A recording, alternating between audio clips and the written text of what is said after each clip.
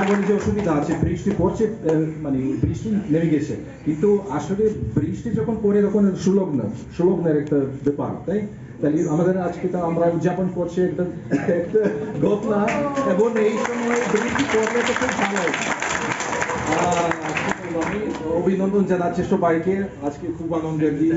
আজকে বাংলা কুস্তি বলে কুস্তি, ইয়াস, রেসলিং, ওয়ার্ল্ড রেসলিং ডে দিবস আমরা উদযাপন করছি, এবং অবশ্যই 75 বার্ষিকী।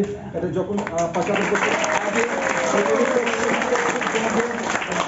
এই কুস্তি প্র্যাকটিস শুরু হয়েছে, প্রতিযোগিতা শুরু হয়েছে।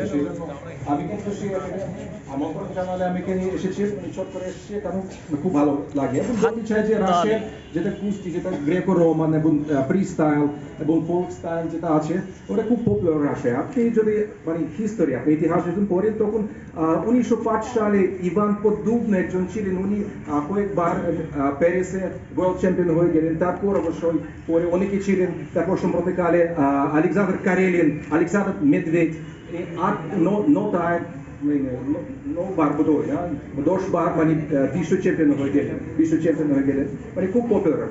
এবং আমি অনেক তরুণীকে এখানে দেখে আমি খুব খুশি যে এখানে শুধু পেশাগত যেটা পেশা মানে গত স্পোর্টসম্যান নয়, আমাদেরও আছে। এবং আমি সবাইকে আমি কামনা করতে চাই, আপনার বিভিন্ন রেকর্ডস আপনি করুন, বিভিন্ন মেডেল, বিভিন্ন প্রতিযোগিতা আপনি যদি সাফল্য হই, সবাইকে আমি কামনা করি।